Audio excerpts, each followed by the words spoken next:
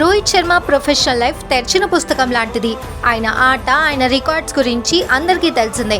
అందువల్లే hit man birthday సందర్భంగా ఆయనకి బర్త్డే విషెస్ చెబుతూ ఆయన పర్సనల్ లైఫ్ కి సంబంధించిన కొన్ని విషయాలని ఈ వీడియోలో తెలుసుకుందాం. 1987 ఏప్రిల్ 30వ తేదీన గురునాథ్ శర్మ, పూర్ణిమ శర్మ దంపతులకు నాగ్పూర్ లో రోహిత్ శర్మ జన్మించారు. రోహిత్ శర్మ తల్లి పూర్ణిమ శర్మ సొంత ఊరు విశాఖపట్నం. అలా రోహిత్ శర్మకి తెలుగు మూలాలు కూడా ఉన్నాయని చెప్పొచ్చు. రోహిత్ శర్మ తండ్రి గురునాథ్ శర్మ గారు ఒక ట్రాన్స్పోర్ట్ సంస్థలో స్టోర్ హౌస్ కేర్ టేకర్ గా పనిచేసేవాళ్ళు. ఆదాయం సరిపోకపోవడంతో పెద్ద కొడుకైన రోహిత్ శర్మని వాళ్ళ నానమ్మ, తాతయ్యల దగ్గర ఉంచి పెంచారు. డోంబివలీకి షిఫ్ట్ అయిన వాళ్ళ పేరెంట్స్ ని రోహిత్ శర్మ వీకెండ్స్ లో వచ్చి కలిసేవాళ్ళు. 1999లో క్రికెట్ కోచింగ్ ప్రారంభించిన రోహిత్ శర్మ ముందు ఆఫ్ స్పిన్నర్ గా తన కెరియర్ ని ప్రారంభించారు. అయితే వాళ్ళ కోచ్ దినేష్ లాట్ రోహిత్ శర్మలో ఉన్న బ్యాటింగ్ సామర్థ్యాన్ని గుర్తించి అతన్ని బ్యాటింగ్ వైపు ప్రోత్సహించడం జరిగింది. ఒక్కో మెట్టు ఎక్కుతూ భారత క్రికెట్ జట్టులో కీలక సభ్యుడిగా మారి ప్రస్తుతం కెప్టెన్ గా కొనసాగుతున్నాడు. 2015వ సంవత్సరంలో తనకు మేనేజర్ గా వ్యవహరించిన రితికా సర్జన్ పెళ్లాడగా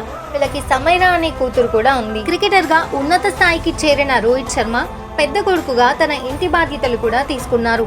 తన ఇంటికి దగ్గరలోనే తల్లిదండ్రులు, అలాగే అతని తమ్ముడి కోసం మరో ఇంటిని కూడా కొనుగోలు చేశారు. తన తమ్ముడు విశాల్ శర్మ యొక్క ఉద్యోగం మాన్పించేసి తన క్రికెట్ అకాడమీలను పర్యవేక్షించే బాధ్యత అప్పగించాడు.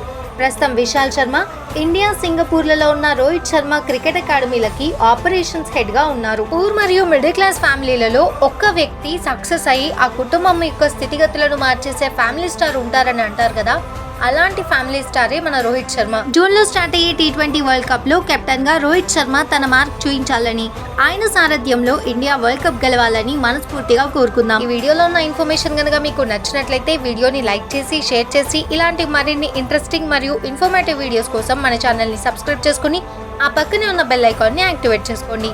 Thank you so much.